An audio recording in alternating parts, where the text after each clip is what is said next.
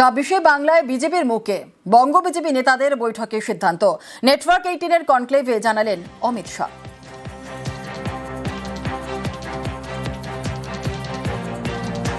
किसी चेहरे को आगे करके लड़ेंगे कि जैसे पहले मोदी जी को चेहरा मानकर लड़ रहे थे वैसे ही लड़ेंगे बंगाल में? नहीं, वो तो बंगाल यूनिट को तय करना है। अभी बैठे भी नहीं है, सभी लोग बिहार में लगे हैं। जब चुनाव आएगा तब तय करेंगे। এসআইআরের আগেই ভোটার তালিকা থেকে নাম বাদের অভিযোগ।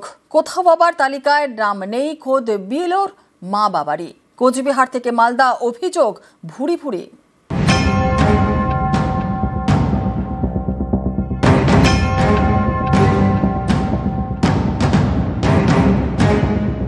পশ্চিমবঙ্গে শেষবার এসআইআর হয়েছিল 2002 সালে।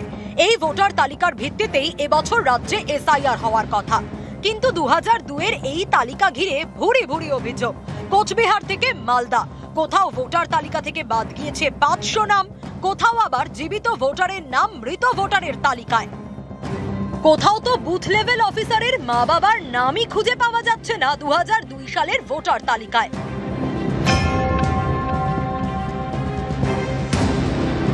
স্থানীয়দের দাবি 2002 সালে ভোটার তালিকায় তাদের নাম ছিল।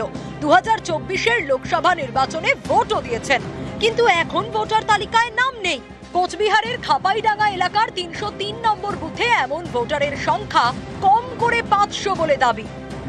পরিকল্পিত এটা একদম কোনো ইয়ের মধ্যে কারণ না, কারণ যেহেতু এই বুথটা প্রায় 250-300 মধ্যে লিডার পায় প্রতিবারে, সেহেতু এই লিডটাই এই বুথটাই বাদ দিয়ে প্রক্রিয়া।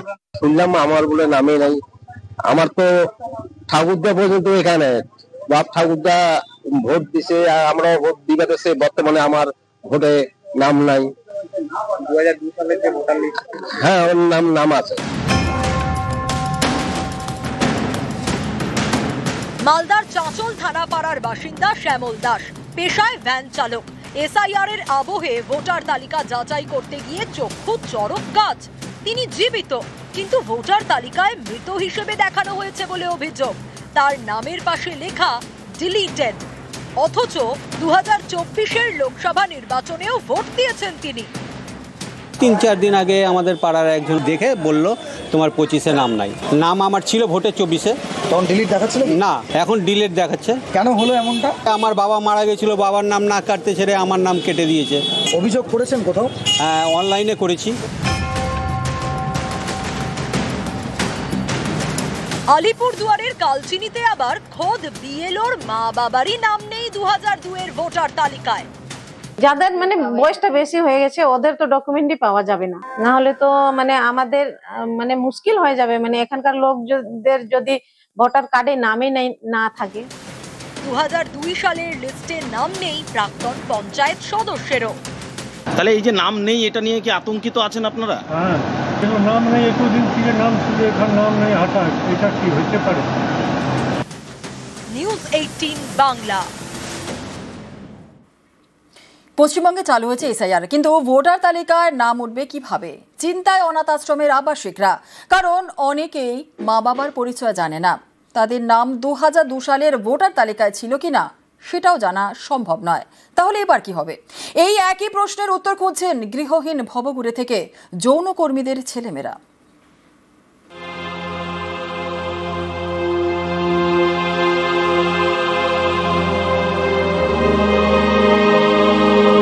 কেউ ছোটবেলায় মা বাবাকে হারিয়েছে, কাউকে কুড়িয়ে পাওয়া, কারো আবার মা বাবার সঙ্গে যোগাযোগই নেই।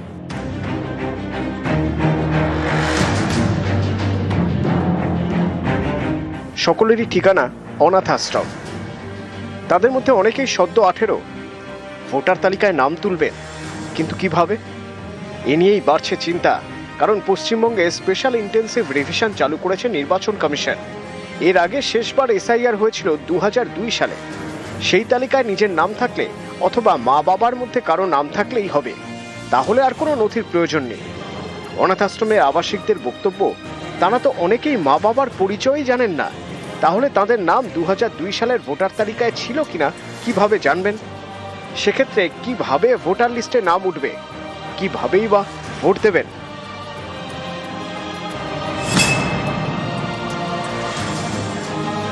আমি ছোটবেলা থেকেই রিফিউজি মানুষ হয়েছি। আমি তো জানি না, মানে আমার মা বাবার পরিচয় নেই, ছোটবেলা থেকে এখানেই এসেছি। আমার ভোট দেওয়ার ইচ্ছা আছে, কিন্তু আমার যেহেতু পরিচয় নেই কিভাবে দিতে পারবো, বা আমার পরিচয় সেরকম নেই বলে তার জন্য। আমার যেহেতু 18 বছর হয়ে গেছে, নাম তো তুলতেই হবে, সংবিধান অনুসারে এটা তো নিয়ম। কিন্তু আমি যেহেতু অনাথ আশ্রমে আছি, নতুন নিয়ম হয়েছে যে 2002 সালে বাবা মায়ের নাম আছে কিনা, সেটা থাকলে তবেই নাম তুলতে পারবো। সেইটার বিষয়ে তো আমার সঠিকভাবে জানা নেই, তাই এটা তো অবশ্যই আমার জন্য একটু চিন্তার বিষয় যে নাম উঠবে কিনা আমার। কেউ থাকেন অনাথ আশ্রমে, কেউ থাকেন রেড লাইট এলাকায়, কারো আবার কেয়ার অফ ফুটপাথ, কেউ হয়তো ভবঘুরে, ঠিকানা বলতে নাইট শেল্টার। প্রত্যেকের মনেই প্রশ্ন, এসআইআরে কি হবে? তাদের নাম কি ভোটার লিস্টে উঠবে, নাকি ভোট দিতে পারবেন না? এরকম আরও অনেক বাচ্চা আছে তাদের পরিচয় নেই, তাদেরকে পুলিশ বা কোনো জায়গা থেকে এখানে অ্যাডমিশন করিয়ে দিয়ে গেছেন, নামটাও আমরা দিয়েছি এখান থেকে। তাদের বাবা মা কোনো পরিচয় নেই আমাদের কাছে, না যা নিয়ম করেছে এসআইআর, সেখানে তো এদের কোনো পরিচিতি নেই। তো এদের ক্ষেত্রে কি হবে? হ্যাঁ, ওদের তো কিছুই নেই, মা বাবারই নাম দেওয়া নেই কিছু, ওদেরই নাম আমরা দিয়েছি, ওদেরই ঠিকানা আমরা দিয়েছি, তাদের এদের ব্যাকগ্রাউন্ড কোনো রেকর্ডই নেই আমাদের কাছে। অর্থাৎ এদের কি হবে কমিশনকে চিন্তা ভাবনা করা উচিত। এখানে যদি রাত্রির বেলা ঘোরা যায় দেখা যাবে যে কত হাজার ফুটপাতে মানুষ আছে। আমি ধরে নিতেই পারি অনেকের স্বীকৃত আধার কার্ড নেই, তাহলে এই মানুষগুলো কোথায় যাবে?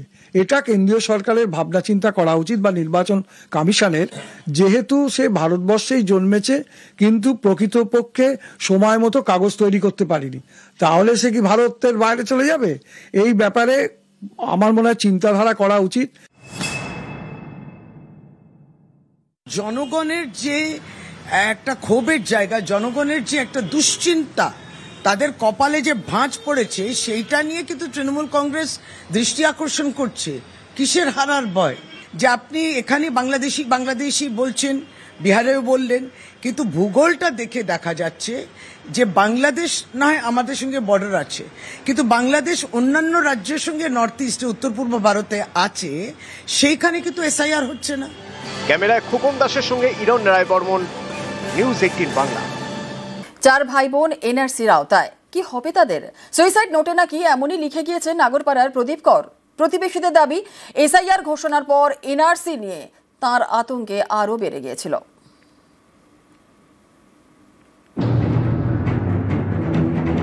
রাজ্যে এসআইআর ঘোষণার পর থেকেই নাকি এনআরসি নিয়ে আতঙ্ক বেড়েছিল উত্তর 24 পরগনার পানিহাটির বাসিন্দা প্রদীপ করের। এসআইআর কি, নাম বাদ গেলে কি হবে, এই নিয়ে প্রতিবেশীদের কাছে খোঁজ খবরও নিচ্ছিলেন তিনি। তারপরই আত্মঘাতী হন প্রদীপ কর। বুধবার এমনটাই জানান প্রদীপ করের প্রতিবেশীরা। ওনার যে ভাইয়ের বউ আছে এসআইআর নিয়ে প্রেস কনফারেন্স, তারপরে 8টার সময় এসেছিল, বললো দাদা এসআইআর একটা কি আছে। আমি কেন, কি হয়েছে? বলছে আমার দাদা দেখো বারবার যাচ্ছে আসছে, বিড়ি খাচ্ছে 10 মিনিট পর পর, এইরকম তো চলছে। কিন্তু সেটা নিয়ে ওনার ভিতরে গিয়ে কি ছিল সেরকম কোনো কিছু দেখা যায়নি। হয়তো দেখছেন যে হয়তো বাংলাদেশের পাঠিয়ে দেবে এরকম। ওখানে বড় বড় করে লেখা নিচের দিকে এনআরসি আমার মৃত্যুর জন্য দায়ী। আমি শুনেছি পলাশিতে ওনাদের বাড়ি ছিল, কিন্তু এইখানে প্রায় 45-46 বছর ধরে ভাড়া থাকতেন। ফ্ল্যাটে জাস্ট 6-7 মাস হলো উনি কিনে এসেছেন। এটাই ওনাকে মানসিকভাবে দিল। আমার নিজের জায়গা থেকে আমি এইভাবে উৎখাত হব।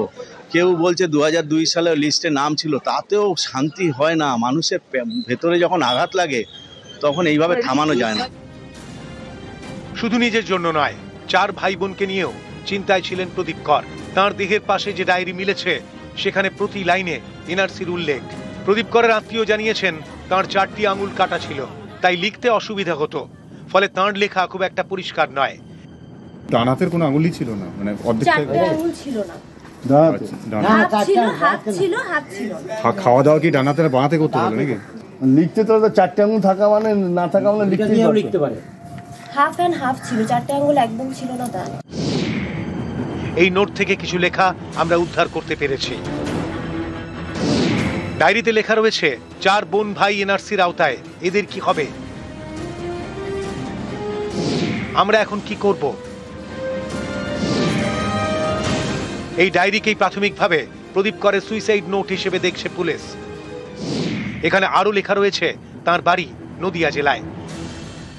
তার কাছে দলিল ছিল, ভোটার লিস্টে বাবার নাম আছে, মায়ের নাম আছে, 1980-তে মারা গিয়েছেন। এনআরসির আতঙ্ক তাড়া করছিল প্রদীপ করকে। এসআইআর ঘোষণার পর যে আতঙ্ক বেড়ে যায় বলেই দাবি প্রতিবেশীদের। এদিন পানিহাটিতে প্রদীপ করের বাড়িতে যান অভিষেক বন্দ্যোপাধ্যায়, কথা বলেন পরিবারের সঙ্গে। আগরপাড়া থেকে সুবীর দে, নিউজ 18 বাংলা।